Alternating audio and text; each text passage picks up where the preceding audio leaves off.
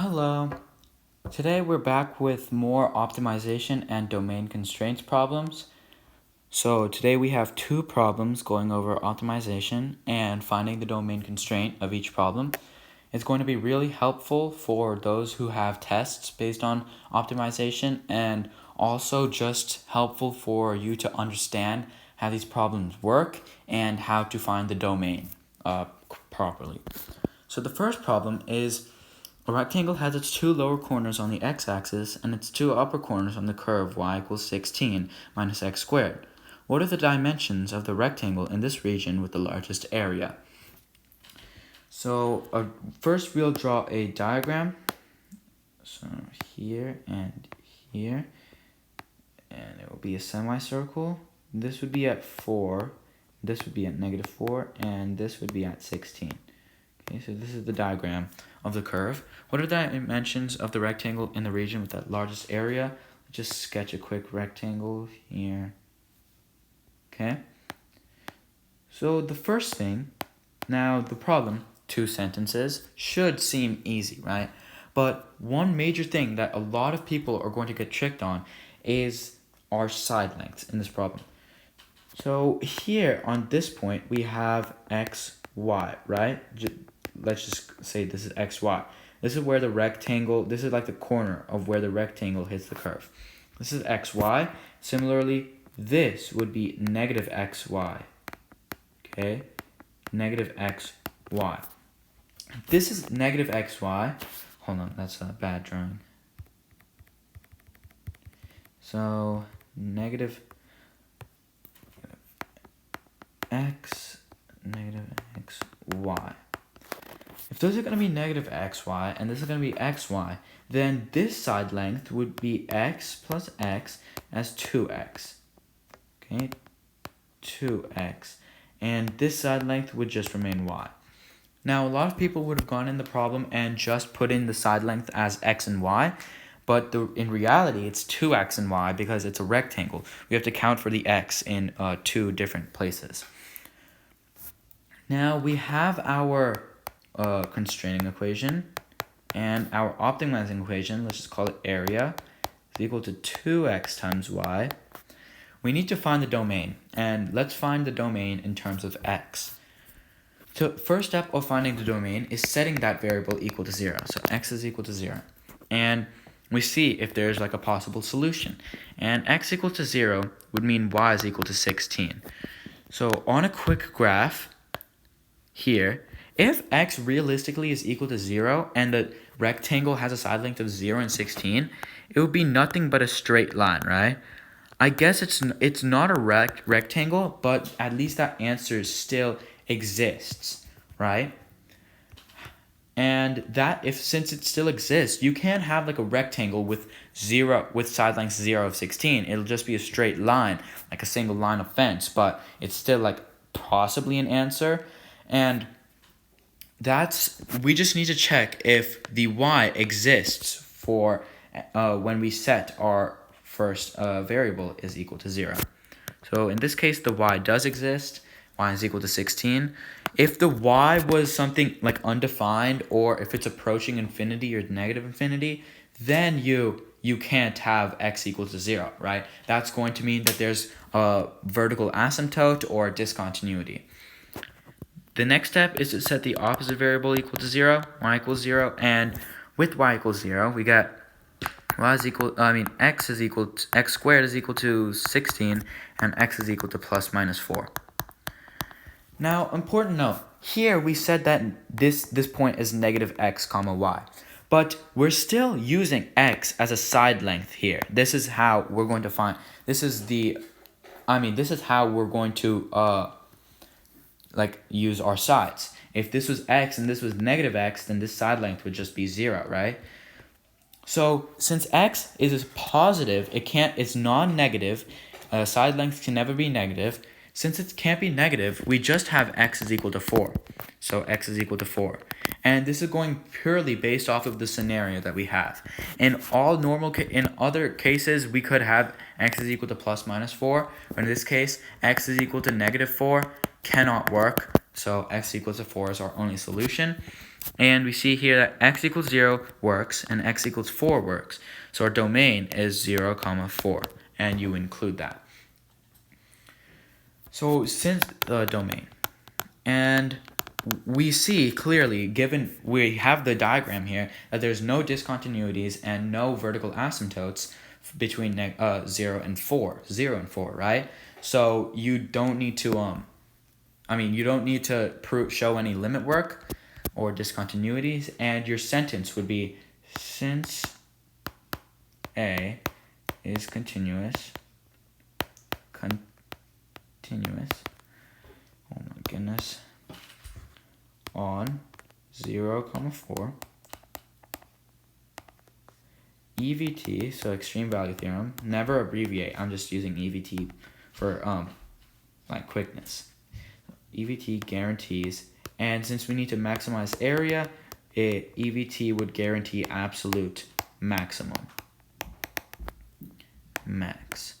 Okay, so we have our starting sentence done, we have our domain done, so now we can plug in y in here. So A is equal to 2x times 16 minus x squared is 32x minus 2x cubed, and taking the derivative, a prime is equal to 32 minus 6x squared. We need to find critical values of this now, so we set this equal to 0, and 32 minus x squared is equal 6x squared is equal to 0. 6x squared equal to 32. X is equal to square root of 32 over 6. And this can be 3 and 16, and then this, so x is equal to square root x is equal to 4 over square root 3, just for simplicity. Wow. Okay, so x is equal to 4 over square root 3. Notice how we did not take the negative version here because, as we said, x cannot be negative. So given that x is equal to 4 square root 3 is our only relative extrema, hold on, let's erase this. So we have two options. We can do a candidates test, which is easy and straightforward, or you could say that since there's only one relative extrema, that relative extrema is absolute extrema.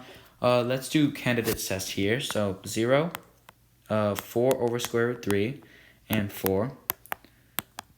So 0 makes 0, 4 makes 0. Oh no, 0 makes 16. Wait. Never mind. 0 makes 0. You're plugging it into the optimizing. And plug it into the optimizing. If 4 over square root 3 is going in, then we have 4 over square root 3. So y would be equal to 16 minus 4 over square root 3 squared. So y is equal to 16 minus 16 over 6. Oh, what happened? 16 over 3, and y is equal to 32 over 3. So y is equal to 32 over 3, and we're given that. So we put it into our area here, and we'll get something like, so 32 over 3 times 4. Honestly, I don't really want to solve this. Okay, so 32 times 8 is 256. So we'll get 256 over 3, so 6 square root 3. And you can cross this off, I believe. No, never mind. So 256 over 6 square root 3. You don't really need to say that, but that's just like, wait, 256. It would just be 3 square root 3. My fault. So 256 over 3 square root 3 would be our area here. I'm sure you're going to have more time on the test or whatever to solve that. And so this is clearly our absolute maximum. So from here, we could simply say, let's scroll down a bit. The dimensions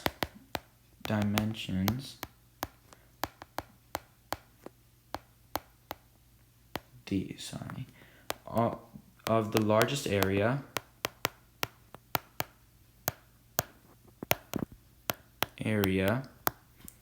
is, we have, remember, we cannot say that 4 square root 3 is our side length. Why? Because our original side length was 2x. 2x and y were our side lengths. So if we get an x as 4 square root 3, that means our dimensions would actually be 8 over square root 3. Are we given units? No. So 8 square root 3 by 32 over 3. And that is the answer to the first question.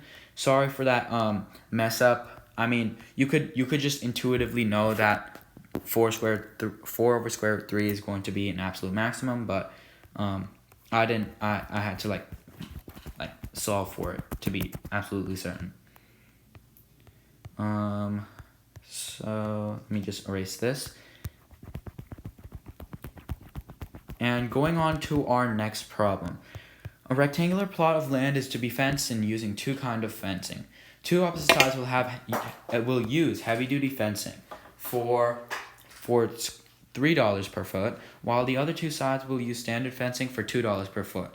What are the dimensions of the rectangle of greatest area that can be fenced at a cost of $6,000? Okay, so the diagram just going to be a rectangle, right? We'll call this side X and this side Y. Let's say that X is the one that uses standard fencing, okay? 2, and then Y is the one that uses the heavy-duty fencing, so 3. Now, firstly, let's go to our optimizing, and our optimizing would be an area function, and our area function would just be xy, and our constraining function would be 6,000 is equal to 2x plus 3y. Okay, so 2x plus 3y. And wait, my fault, guys, my fault. So we're actually trying to maximize the surface area. Never mind. Oh, okay, forget I said that. We are trying to maximize the area. That's correct. And so this would be 6,000 is equal to 2x. That can be fenced. So my goodness, 4x plus 6y. Okay, why is it 4x plus 6y? Because our perimeter is 2x plus 2y. I completely forgot about that. My fault. And we're using $2 for x and $3 for each y. So we would have 4x plus 6y. And that is our constraining equation. Now, domain. We need to find the domain. And we're still using in terms of x. X is equal to 0. What does that give us? That gives us y is equal to 1,000. Again, you could have a rectangle where it's just like this and y is equal to 1,000. This is theoretically equal to 0. You could have that. You could fence that, but it wouldn't be the greatest, right? But that still like exists. It doesn't go to infinity or negative infinity, and it's not undefined. So y equals 0 now. That would give us x is equal to 1,500. And this domain was very easy, so domain would just be 0 to 1,500. So now we need to write the starting sentence because we don't need any limit work. So since A is continuous on 0 to 1,500, EVT guarantees absolute maximum. By this time, you guys should probably memorize how to write the starting equation. I'm going to erase it because I don't think we'll have space to solve the rest of the problem, but this is going to be the layout of how you're gonna write it. I believe, right? Yeah. And never abbreviate. Never abbreviate. So now we do A, and we need to plug in 4x. So we have 6y is equal to 6,000 minus 4x, and y is equal to 1,000 minus 2/3 x. We plug that into our A and get 1,000x x minus 2/3 x squared. And we take the derivative, so a prime, 1,000 minus 3x, 4/3x, and x would then be equal to 750. Okay, now we could do candidates test, right? 0, 750, and this is x and a. So 0, 750, and 1,500. So 1,500 would be 0, 0 would be 0, and 750. So if x is 750, that means that y would have to be 500. So 750 times 500 is 375,000. And therefore, our answer is the dimensions that maximize area is 750 feet by 500 feet. It really doesn't matter which variables you could have done. For example, we could have said that x would be the $3 one and y would be the $2 one. We'd still get the same answer. We could have also swapped. Oh no, that's just it. But yeah, so the dimensions that maximize the area is 750 feet by 500 feet. Okay, that's all. Good luck for everyone who has tests and they are going over optimization. Have a lovely winter break, and I hope you guys do well on your tests. Thank you.